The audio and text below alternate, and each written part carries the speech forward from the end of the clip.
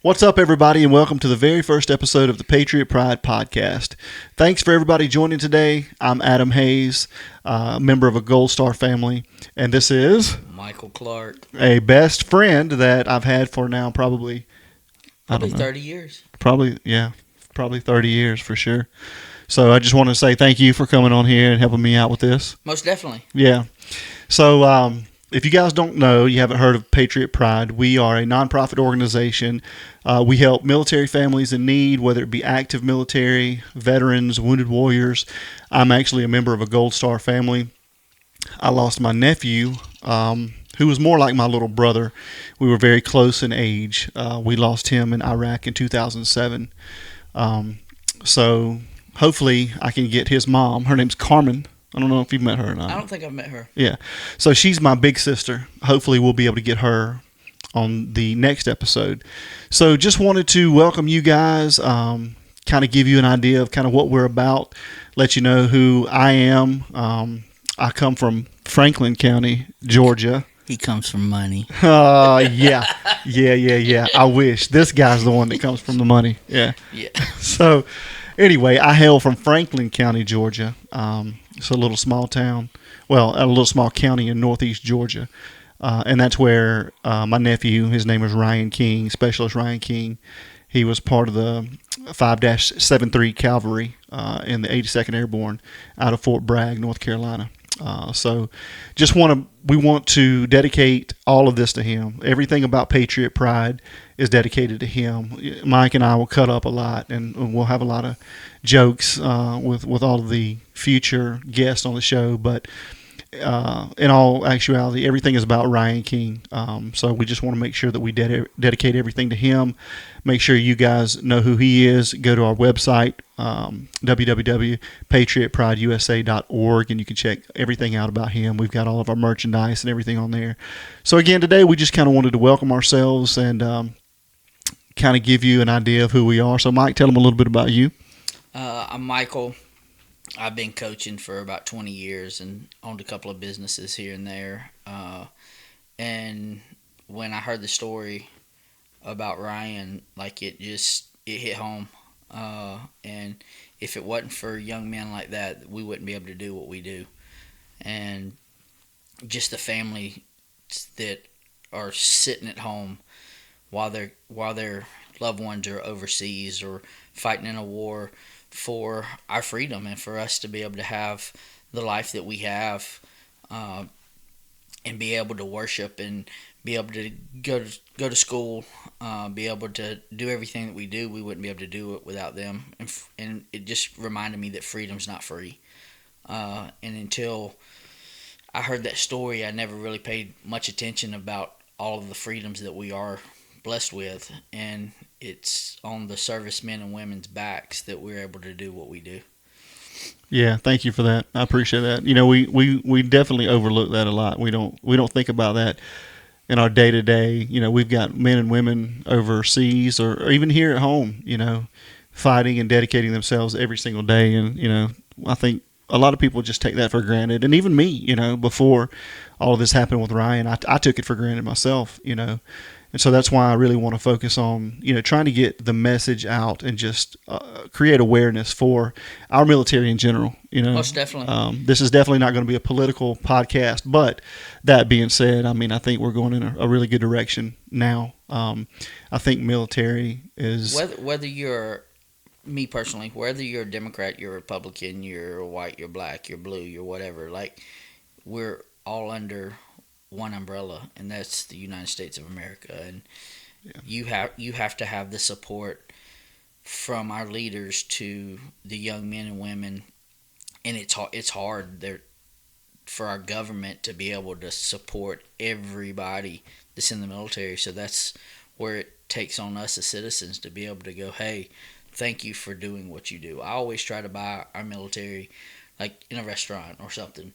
I always try to make sure that my son walks up and thanks them, because it's a job that you very rarely get thanked, right? Like, with all the you know, should we be at war? Should we not be at war? Should we be doing this? Should we not be doing that? Should we support Israel? Should we not support Israel? At the end of the day, it's about supporting the American people, Yeah. and I think our military does an amazing job of that. But it's that when they come home, what kind of support do they have if they come home? What does the family have?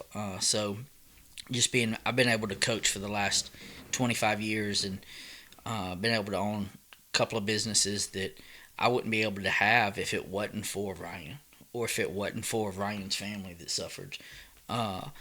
And Ryan just at home, but there's so many others out there that need help, that Ryan's blessed to have you to be able to carry on his name and being able to, do all of this for him. And you said that everything's dedicated for him, but it's even bigger than Ryan. Like, he was the spark. He was the light that lit the fire. But as the fire grows, like, it needs air. And I think the people that are supporting this mission is what will fuel the fire. Yeah, for sure. And that's a great point. I mean, I think we need to come together more, as citizens of the United States. We all bleed red, white, and blue. Doesn't matter who you are, what. It's the greatest country 100%. in the world. Yeah, 100%. I mean, and we've got people that's saying this and saying that, but at the end of the day, we all know that we're the best country in the world. That's just the way it is. If we wasn't, them people that were saying stuff wouldn't be. They wouldn't be here. Yeah, for sure. Yeah. So yeah, a little bit about me and Mike. I mean, we go way back. We started out. I don't know. Maybe I really don't even remember what year it was, but Mike was running a business in wild times. Yeah, it was wild times for sure. Yeah, we won't get into all those things, but it definitely was wild times. We thought it was the good old days, and maybe it was the good old days. It still is good old days. It's definitely good to talk about for sure. But yeah, he owned a business in Athens, Georgia, right? Yep. Go Dogs. Yeah. 100%. For sure. So we met. And he was welcoming enough for me. I didn't know a lot of people in town at that point in time. Like I said, I grew up in a small town in Franklin County, so moved out to Athens, and he was welcoming enough for me. Probably the first true friend that I actually had in Athens when I moved to. I went to University of Georgia, so probably the first friend that I had in Athens, and it didn't take long for you to get many more.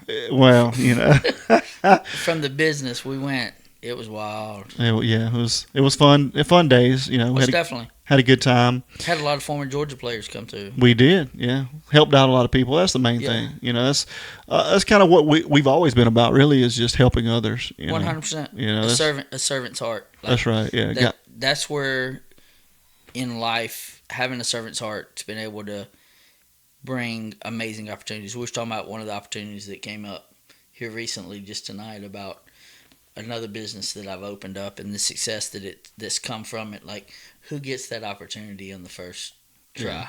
Yeah, right. Like, being able to get the contacts, the relationships, being able to get into a pristine program. Yeah, for sure. So like I said, I've coached all my life in sports and in business, and just being able to have the contacts, and one just fell into my lap with an amazing high school football coach that believed in our vision and what we were doing, and that's led to nationally ranked high school teams that are wanting to be a part of what we're offering, and it's just an amazing thing to see and watch. Sure.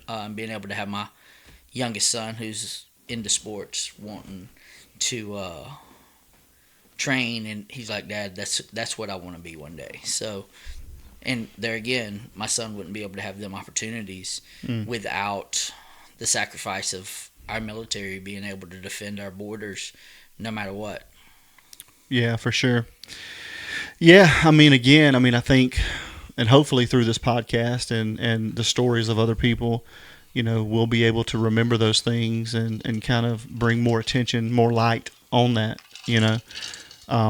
But yeah, going back to you and I mean, we've been we've been through a lot together. So God's blessed us with ups and downs. You've been there for all of my children being born. Yeah. And you for mine, my first one, not Right. too long ago. So Both my weddings.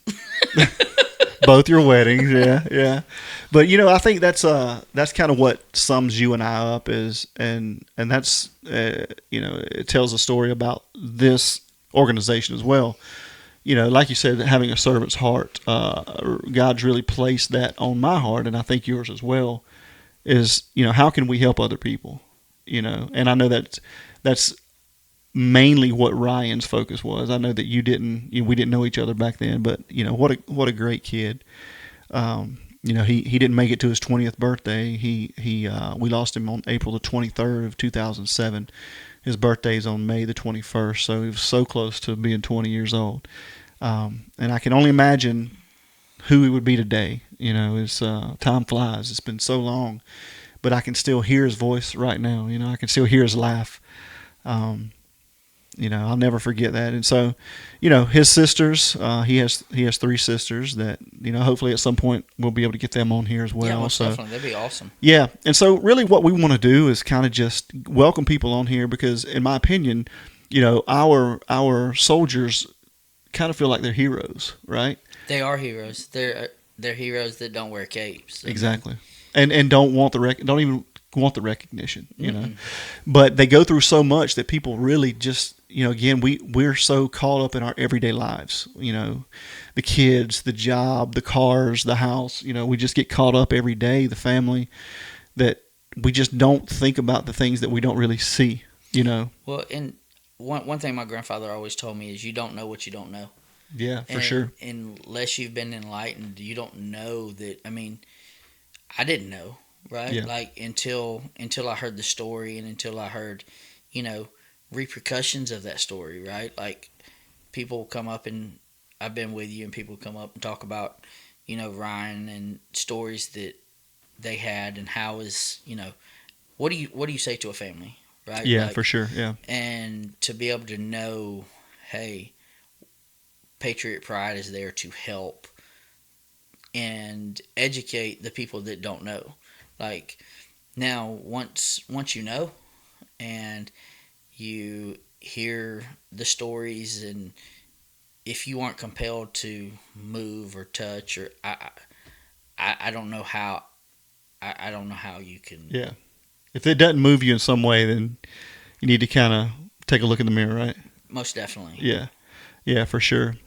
So that's again that's our main goal is we want to help in any way we can, and we've been assisting military families, like I said, whether you're active, whether you're veteran, wounded warriors, Gold Star families, we just want to help in any way we can, and the goal and the idea is to allow other military members to come on to this podcast because going back to the hero thing, they are heroes. You're 100% correct, but let's say they've gone through. Heaven forbid, an injury in the war, or not even in a war, just an injury or substance abuse or whatever they may have been through. I mean, that's the idea of having them be able to come tell their story on this show, on this podcast, and relating to other people. They can reach out to other people. They can tell their stories, and now they're a hero again because hopefully by them telling their stories, they can help those other people that are going through that. Well, one of the things of my son this past summer has been very blessed to be on some really good teams and athletics, and my son's 10, so we went North Carolina, South Carolina, but here recently we went to Maryland, and he got to play in play for the Under Armour National Championship in that tournament, and me and him and my mom and my oldest son, who's at Texas A&M, we all got to go and watch him play. And we went to Arlington. And to see, they average in 26 funerals a day, Monday through Friday. Wow. And we got to go through the cemetery and got to see, and they were talking about all these all these people and what they done and all of these kind of things. But to see the families, we aren't at a war. we ain't in a war right now. Right. Like, I mean, we got people serving abroad and this, that, and the other. But as far as like being in a, and we're averaging 26 military funerals a day at Arlington. Wow. Unbelievable. That's crazy. Yeah. And I didn't even know that. And it was the most touching thing to actually see a military funeral. Oh yeah. And Whew. like I've never we didn't, of course we didn't stay, or we didn't, but just going through as the tour and watching the the changing of the guards of the the unknown soldiers, and like it was so hot that they were having to do it every 30 minutes. Right. But it just made it like 26 military families every day. That's the average, right? Yeah, for sure. That it was just like, and I can only think about like why is there 26? Yeah. And I don't know the answer to that, but I could only assume of like what people saw that were in the military 10, 12, 14, 15, 20 years ago, and them not being able to get the support that they needed, or something, or something like that. Just the suicide prevention, or the whatever it is. I could only imagine what a family like that, or getting a phone call or something, what that would do. So that's why I was thrilled when you asked, like, hey, let's be a part of this. And I'd have never thought about it until I've gotten older. Sure. Yeah. And you think a lot when you grow older, right? Oh my God, you ain't got nothing else to do because you. That's right. You can't move the way you used to. So you better think. Yeah, you're exactly right. Yeah. So I mean, that's a great point. And until you've experienced an actual military funeral, you haven't experienced anything. It's I like to say I'm a tough guy, but dude, it's very, very emotional, very moving, and especially if you can relate to it. Well, it's almost like, if you had never been, you definitely need to go. It was almost like being on hollow ground. Yeah. It was almost like you wasn't worthy to be. And yeah. It's an active, great point. It's an active cemetery, right? Yeah. And to be going through there, and there was hundreds, thousands of people that were going through there, and it was just, my oldest, he's a military and a history buff, and he's telling me all of these people, and I almost felt illiterate because I didn't know. Right. And like I said, you just don't know what you don't know. That's right. And for him to be explaining stories to my 10-year-old was just, and to see the awe in my 10-year-old's face when he was going, oh, okay, that makes sense. Right. And it makes you, military's before, like I'm a big sports guy, right? Yeah. And seeing that American flag, it means something. Right. I got a real good friend of mine who was in the military and was in war, and he has a big thing about the flag. Mm-hmm. It, like, even wearing the flag.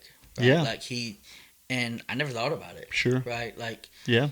Does it have the 13 stripes, and does it have the right amount of stars? Like, and he won't wear stuff because of that. Right. And it's just seeing how much pride they have in what they did that they don't talk about. I mean, they aren't gonna talk about what they've done or what they've seen, but you still see the pride in what they do.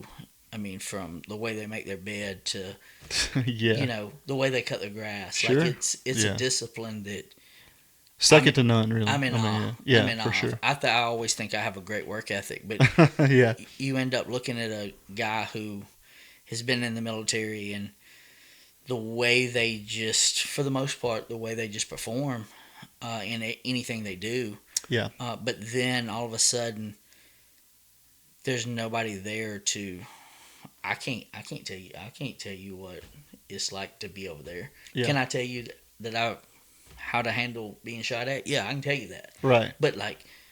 Yeah, because you got some police background. Yeah, I do. I got a little bit. Yeah. But He's a humble guy too. He's got a lot of experience in life. So, but it's as far as like, how do you handle your best friend getting your leg blown off, or like in front of you, right in front of you, right, and like, how do you come home to that? Yeah, and that's a great. Then expect going to a 9 to 5. Yeah, and that's a great point. And I'm hoping through this podcast as well, we can bring more acknowledgement to the service that we are providing for our veterans.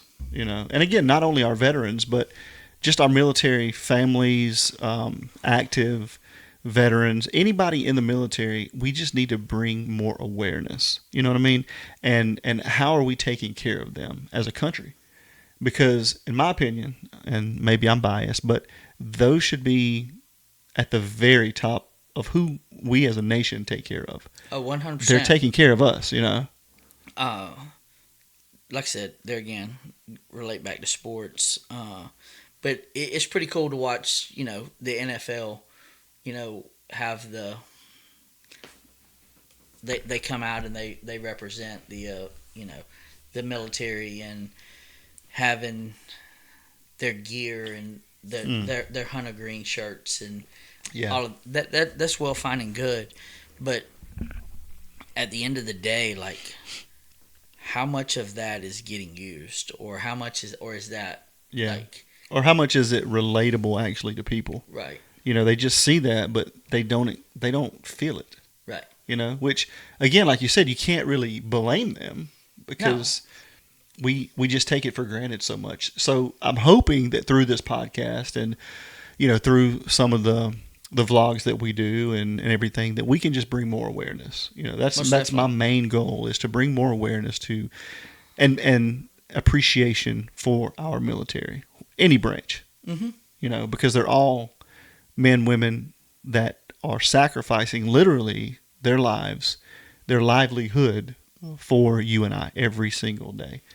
Yeah, when I started finding out what military people made, I was like, are you kidding me? Yeah, it's unbelievable. Now, the only way you can make money is being at 20, 25 years. But like, I'm going, what? Yeah, for sure. It's unbelievable. And for them to be able to, but yet we turn around and we're paying, for instance, us, vlogging or, being, and they get paid, $100,000 or $200,000, and them guys are making peanuts. Nothing. Yeah. And we can spend. And they're kids. 100%. They're kids. Like, it's. It's crazy. Yeah. So it is crazy. It actually is, if you think about it. I mean, it should. If you're going into the military, you should be. You should be in the top percentage of pay and education, and for sure. Because why. I guess you think of it as, like, my son was thinking about, he's at Texas A&M, and he was thinking about going into being, cadet. And, right. We had to have a long, hard talk. Sure. And I get it. I respect the military, and I love, but like, I looked at him and was, why? Yeah. Right? Like, it's, why would you want to do that unless it's just a calling on your life, right? Like, and granted, it's not, I didn't get into coaching for the money. Yeah, but, for sure. like, I'm not getting shot at either. Yeah, for sure. I'm not risking my life. Right. But to be able to go and do the things that they do and what we ask of them, and, the mental training and all of that, like, it's mind blowing. Yeah, it really is. And so, that's a great point. And so it brings to my mind, what can we do to help that? What can this small podcast do, to influence? Well, I think it's small now. I don't think it'll be small. It probably won't be small, hopefully, in the near future. But yeah, what can we do to make an impact? Because these young women and men, a lot of them are getting directly out of high school, and it's a decision. It's a huge decision that's going to determine the rest of their lives. And I know that we've got GI Bills, and that's great. But they're literally just like first responders, in my opinion. We could get into that, and I'm sure we will at other, at other episodes. But these people, and even teachers, but these people are literally laying. I've been both. He's been both, yeah. That's a great point, man. But I mean, honestly, these people are laying down their lives every single day. So I mean, they need to be well taken care of. Yeah, well taken care of. And like I said, I don't want to get into the political side of things and this, that, and the other, but you can go serve our country for 4 years as a congressman or a this or a that and all of this stuff, and like make our laws and do all that kind of stuff, and you get taken care of for the rest of your life. That's true. Right? But then yet you go serve and you actually go do the work of what the congressmen and legislature and all that. Yeah, and that's a great point. Like, the role should be reversed. Yeah, for sure. Right? Like, it should be an honor to go and help make the laws and this, that, and the other. You shouldn't be getting paid what you're getting paid, but then yet sending 18-year-old kids into the line of war and not, like, that don't make sense. Sure. I mean, here's an idea. What about having to have served in order to serve in Congress? Yes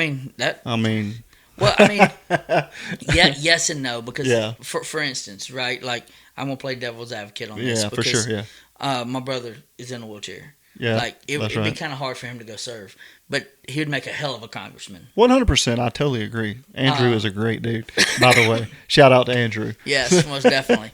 That's a great point. That's a great point. But you see what I'm saying, right? Like, people make a career out of military. Great, I love it. Thank you for doing. But people also make a career out of, like, politics, right? Yeah. Like, a politician shouldn't make more than a service member. I'm sorry, they should. Yeah. What do you think about term limits? What is your idea on that? I mean, you get into certain positions and you're there forever. You're making, I won't say any names, but you're making $150,000 a year, and you're worth $400 million. Yeah, that'll be a podcast later on. Yeah, that's a good point. Yeah, doesn't make a lot of sense to me, but most definitely. Yeah. I think. Hey, make your money the way you make your money. Yeah. Right? Like, I'm 100% about. But it's what we were talking about outside earlier, right? Like, social economics, right? Like, I think I've been successful in business and through life, through people that are willing to help me. That's right. Yeah.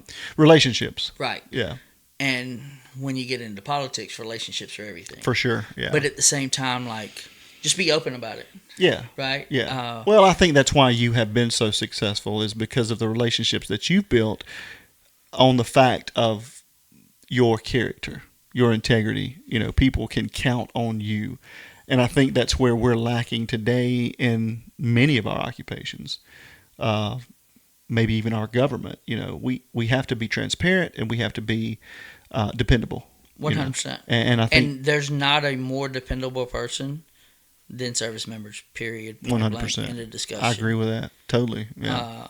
There's so you can tell, like, even from, like, when I was in law enforcement, right? Like, I was talking to a guy one time, and he was talking about, just, you could tell the difference of somebody who in law enforcement who took care of their uniform and the way they dressed and, shine their boots and this, that, and the other, and then the ones that didn't. Right. And I'm going to try the one that didn't compared to the one that did. Yeah. The one that did, like, I'm like, oh, he's about business. I don't like. I'm not going to mess with him. Yeah. And that's just, you can just tell. Like, now, granted, in every occupation and everything you do, there, like, people get into it for whatever reason. Yeah. But at the end of the day, that's the one position that, come hell or high water, they are protecting our freedom.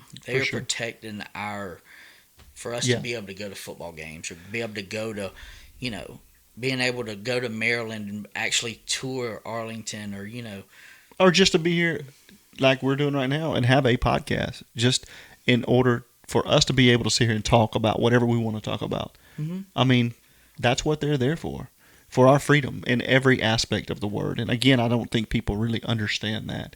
They take those things for granted each day.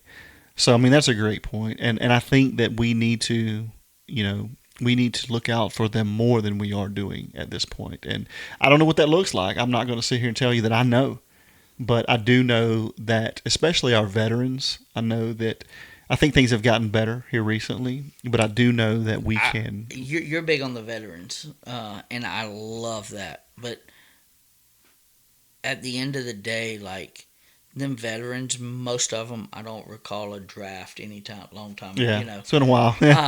But they chose to do it, yeah. Right? Mm-hmm. I feel more for the families that are at home, like you, right? It's hard to feel sorry for you, right? Like, just with you being you, but it's not hard for me to see what you went through, or to see what your parents went through, or what his parents have went through. Yeah. That's what got to me. Yes, the veterans are not, I don't think it's taken care of as well as they should be. Yeah. But it's at the end of the day, it's, for instance, you see commercials all the time about, pay $19 a month and we'll help, this, that, and the other. Yeah. But how many of them help the mama that raised that little boy or that little girl? Or how many institutions help that daddy bury their son or their daughter? Like, yeah. What did they go through? And being a dad, I couldn't imagine, and that's why me and my oldest had a talk. I couldn't imagine what that would feel like. I couldn't imagine what it would do to me. And well, as close as you and I are, I still can't. There aren't enough words to describe the feeling that you feel when you lose a loved one, and that's protecting us. Right. You're never prepared for that. You're never prepared to lose a loved one. You're not. But at the same time, like, to lose a loved one that not only, I mean, he died. And I'm not comparing this to Jesus Christ. Yeah, for sure. But he, he died for our sins, and he did that willingly. But would you die for somebody you didn't know? Well, unfortunately, I'll say fortunately, Ryan has made me honestly view life differently, and that's so huge. Right. But so now, to answer that question, I'm not going to say unfortunately. Fortunately, yeah, I would. But you know what? Before this, I can't say that I would have. Right. You know what I mean? But what I'm saying is, you're gonna die, and you're gonna die for that Democrat in California. Like, at this point, right? I would. But that's the question. Yeah, for sure, right? For sure. Like, great point. You're sitting there and you're going, I mean, yeah. That's what when they sign their name at 18 years old, that's what they're saying. Yeah. Can't even drink at that point. No. They can't drink, but they can go serve their country. But you're going to go serve whoever the president is, right? Right. And you're going to war. Such a great point. You're going to war for what I believe in. Yeah. Right? Like, you're going to war for what the politicians believe in. Yeah. And they're the ones that are getting that's worth $400 million, making $150,000. Like, for sure. Yeah. I mean, that's a great point. What is that about? It's a great point. So to have that, just that mentality, that much blind faith, right? Like, at that age, I mean, you and I don't even have that right now. No, I look at them dumbly stupid. Like, now, don't get me wrong. Like, being in law enforcement, and back in the day, like, it was, I have a servant's heart. Yeah, but I got two little ones now, right. And there's a reason I got out, right? Right, for sure. I ended up getting out just due to the fact of, like, I didn't feel supported, and I didn't. Sure. And I mean, even at that, as a first responder in that aspect, we're not taking care of our first responders, even our police officers. We're not taking care of them the way we should be, in my opinion. But I mean, those guys should be top notch. A1. 100%. I mean, again, police officers, teachers, doctors, nurses, military, in my opinion, they should be cared for at the utmost expense of the United States. 100%. I mean, those are the people that's serving everybody here. And, aside from doctors probably, and, I think nurses do pretty good for themselves, but teachers. Yeah, but the nurse is the one's got all responsibility. You're exactly right. Nowadays, doctors don't do it. I mean, well, we won't say that to our doctor audience. I mean, we know you do a lot, but I mean, in reality, you're right. The nurses are the one that's doing the triage. They're doing most of the stuff until the doctor comes in, and so I've dated a couple of nurses, and okay. We won't talk about we won't talk about the dating history. they have I have the utmost respect for them. 100%. I agree. But it's actually one of my buddies. His wife's a nurse, and and she actually deals with a lot of veterans. Okay. And just the stuff that she has just. Of course, she can't tell me everything, with HIPAA for sure. and all that. Yeah. But just like she's got a bruise on her arm or something, and like it's looking at it, and you're like, "What happened to you?" And it's like a patient or whatever, right? Like might have, they might have freaked out, or they might have done this, or they might have done like. And I was like, "What'd you do?" And she's like. Ain't nothing what can you do? What can you do? Yeah. Punch him in the head. That's what you mean, or you would do, yeah. I mean, like, what are you talking about? But I mean, those people are there to get them through that, right? And we need to give them appreciation for that. And again, we don't, because we don't think about that. We can't relate to that. And I do it too. Like, we're worried and consumed. I have my circle. Yeah, for sure. Yeah. I think we've learned to have that, And you train to it, right? Yeah. Like, you're conditioned for sure. And it's you see your circle, and if it don't affect my circle, I don't care. Yeah. And I'm not going to tell you how old I am, but in the 80s, like when you're, do you know your neighbors? I don't. Exactly. I know maybe one or two, but like me growing up, like I had a bunch of people looking out for me. Yeah, for sure. Yeah. It's just a different time, man. And it's just where you're sitting there and you're going, wow, like where things have gone in 30 years. Yeah. Right? Like I get my butt tore up from my neighbor that's three doors down as I would my mom. Yeah, back then for sure. Yeah. And now it's just that me. I can't stand that. I hate it. I can't stand it because, sometimes it makes you very resentful, unfortunately, because again, I think God has put it on both of our hearts to serve others, and sometimes it's just so hard to continue to try to be that servant when you see that. You see it now in today's society. It's all about me. And so again, I hope this podcast can open some people's eyes and understand